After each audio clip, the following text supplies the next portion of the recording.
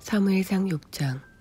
하나님의 괴가 블레셋 사람 가운데 있은 지 7달이 되자 블레셋의 지도자들이 종교 전문가와 제사장과 초자연 현상의 전문가들을 한데 불러서 의견을 구했다. 어떻게 해야 사태를 더 이상 악화시키지 않고 이 하나님의 괴를 치워버릴 수 있겠소? 방법을 말해보시오. 그들이 말했다. 이스라엘의 하나님의 괴를 돌려보내려면 그들에게 그냥 던져주기만 하면 되는 것이 아니라 보상을 해야 합니다. 그러면 여러분의 병이 나을 것입니다. 여러분이 다시 깨끗해지고 나면 여러분을 향한 하나님의 태도도 누그러지실 것입니다. 어찌 그러지 않으시겠습니까?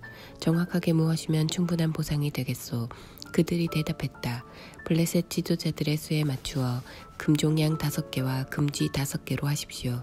지도자와 백성 할 것 없이 모두가 똑같이 재앙을 당했으니 이 땅을 휩쓸고 있는 종양과 쥐 모양을 만들고 그것들을 제물로 바쳐 이스라엘의 하나님께 영광을 돌리십시오.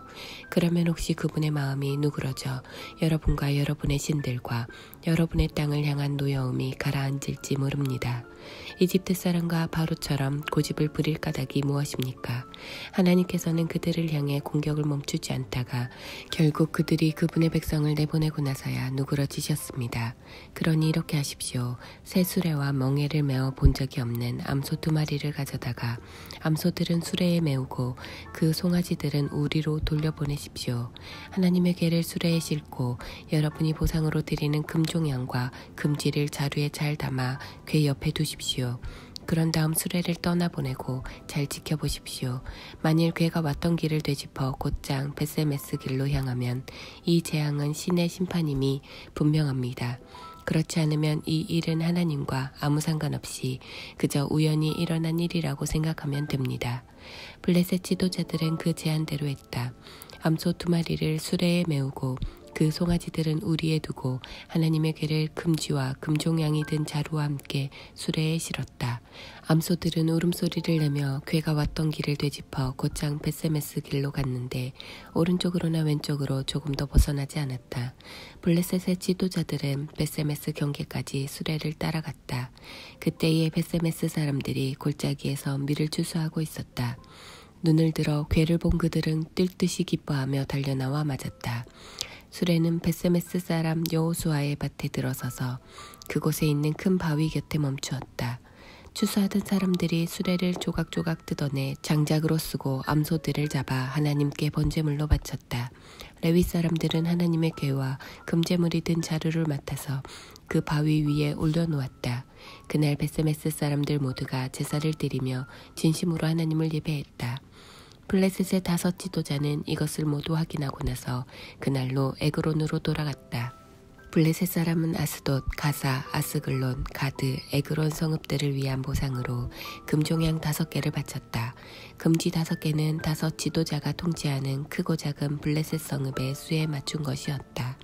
그들이 하나님의 괴를 올려놓았던 큰 바위는 지금도 그곳 벳세메스에 있는 여호수아의 밭에 기념물로 남아있다. 호기심에 못 이겨 무레히 하나님의 괴를 들여다본 벳세메스 사람 중에 얼마를 하나님께서 치시니 70명이 죽었다. 하나님께서 엄하게 치시자 온 성읍이 휘청이며 슬픔에 빠져 물었다. 누가 능히 하나님, 이 거룩하신 하나님 앞에 설 수 있겠는가? 누구를 데려다 이 괴를 다른 곳으로 가져가게 할 수 있을까? 그들은 기럇 여아림에 전령을 보내 말했다. 블레셋 사람이 하나님의 괴를 돌려보냈습니다. 내려와서 가져가십시오. 7장. 기럇 여아림 사람들은 그대로 행했다.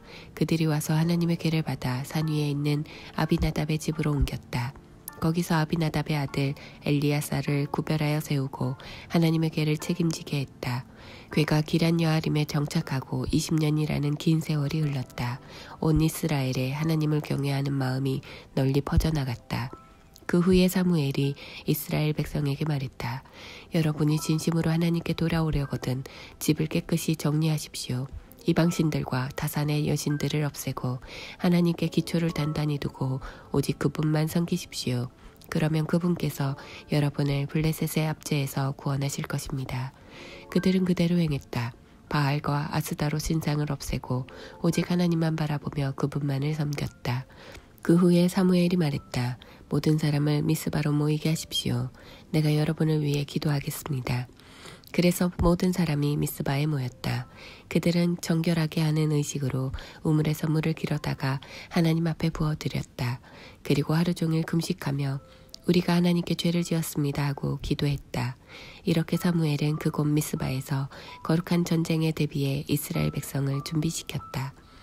이스라엘이 미스바에 모였다는 소식이 블레셋 사람에게 전해지자 블레셋 지도자들이 그들을 치려고 나왔다. 이스라엘은 그 소식을 듣고 두려워했다. 블레셋 사람이 다시 행동을 개시했기 때문이다. 그들은 사무엘에게 간청했다. 온 힘을 다해 기도해 주십시오. 마음을 놓아서는 안 됩니다. 하나님, 우리 하나님께서 블레셋 사람의 압제에서 우리를 구원하시도록 기도해 주십시오. 사무엘은 아직 젖을 떼지 않은 어린 양 한 마리를 가져다가 하나님께 온전한 번제물로 바치고 이스라엘을 위해 하나님께 간절히 기도했다. 그러자 하나님께서 응답하셨다. 사무엘이 제사를 드리고 있을 때에 블레셋 사람이 이스라엘과 싸우려고 가까이 다가왔다. 바로 그때 하나님께서 천둥을 내리치시니 블레셋 머리 위로 천둥 소리가 크게 울렸다. 그들이 겁에 질려 허둥지둥 도망쳤다. 대혼란이었다. 이스라엘은 미스바에서 쏟아져 나와 블레셋 사람을 추격하여 뱃갈 너머에 있는 지점에 이를 때까지 그들을 닥치는 대로 죽였다. 사무엘은 돌 하나를 가져다가 미스바와 센 사이에 곧게 세웠다. 그는 하나님께서 이곳에서 우리를 도우셨다는 표시다 라고 하면서 그 돌의 이름을 에베네셀, 도움의 돌이라고 했다. 호되게 당한 블레셋 사람이 다시는 경계를 넘어오지 않았다. 사무엘이 살아있는 동안에 하나님께서 블레셋을 엄히 다루셨다. 이스라엘은 전에 블레셋 사람이 빼앗아 간 성읍, 곧 에그론에서 가드까지의 모든 성읍을 되찾았다. 그 주변 지역들도 블레셋의 지배에서 해방되었다. 이스라엘과 아모리 사람 사이에도 평화가 임했다. 사무엘은 살아있는 동안 이스라엘의 든든한 지도력을 발휘했다. 그는 해마다 베델에서 길갈과 미스바로 순회하며 이스라엘을 돌아보았다. 그러나 항상 자기 거처인 라마로 돌아와 그곳에서 이스라엘을 다스렸다. 그는 거기서 하나님께 제단을 쌓았다. 8장. 사무엘이 나이가 많이 들자 자기 아들들을 이스라엘의 사사로 세웠다. 맏아들의 이름은 유엘이고 둘째의 이름은 아비야였다. 그들은 직무를 맡아 브엘세바에서 일했다. 그러나 사무엘의 아들들은 그와 같지 않았다. 자기 욕심을 채우려고 뇌물을 받았고 재판에서 부정을 일삼았다. 그들에게 진절머리가 난 이스라엘의 모든 장로가 라마로 가서 사무엘에게 따졌다. 그들은 이런 주장을 내세웠다. 보십시오. 당신은 이제 늙었고 당신의 아들들은 당신을 따르지 않고 있습니다. 우리가 원하는 바는 이것입니다. 다른 모든 나라처럼 우리에게도 우리를 다스릴 왕을 세워주십시오. 사무엘은 우리를 다스릴 왕을 주십시오라는 그들의 요구를 듣고 마음이 상했다. 얼마나 괘씸한 생각인가. 사무엘은 하나님께 기도했다. 하나님께서 사무엘에게 대답하셨다. 그들이 요구하는 것을 들어주어라. 그들은 지금 너를 버린 것이 아니라 그들의 왕인 나를 버렸다. 내가 그들을 이집트에서 이끌어낸 날부터 오늘까지 그들은 늘 이런 식으로 행동하며 나를 버리고 다른 신들을 쫓았다. 이제 내게도 똑같이 하는 것이니 그들 뜻대로 하게 두어라. 다만 그들이 당하게 될 일들을 경고해 주어라. 왕이 다스리는 방식과 그들이 왕에게 당하게 될 일들을 말해 주어라. 그래서 사무엘은 그들에게 말했다. 왕을 달라고 요청하는 백성에게 하나님의 경고를 전했다. 여러분이 말하는 왕이 다스리는 방식은 이렇습니다. 그는 여러분의 아들들을 데려가 전차병과 기병, 보병 등의 군사로 삼고 대대와 중대로 편성할 것입니다. 어떤 이들에게는 왕의 농장에서 강제 노역을 시켜 밭을 갈고 추수하게 하고 어떤 이들에게는 전쟁 무기나 왕의 호사스러운 전차를 만들게 할 것입니다. 여러분의 딸들을 데려가서 미용사와 종업원과 요리사로 부릴 것입니다.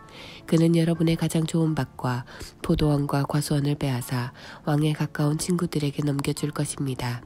왕의 수많은 관료들을 유지하기 위해 여러분의 작물과 포도에 세금을 매길 것입니다. 여러분이 소유한 가장 뛰어난 일꾼과 가장 건강한 짐승들을 데려다가 자기 일에 쓸 것입니다. 여러분의 양떼에 세금을 부과하여 결국 여러분을 종이나 다름없이 부릴 것입니다. 여러분이 그토록 원했던 왕 때문에 절박하게 부르짖을 날이 올 것입니다. 그러나 그때 하나님의 응답을 기대하지는 마십시오.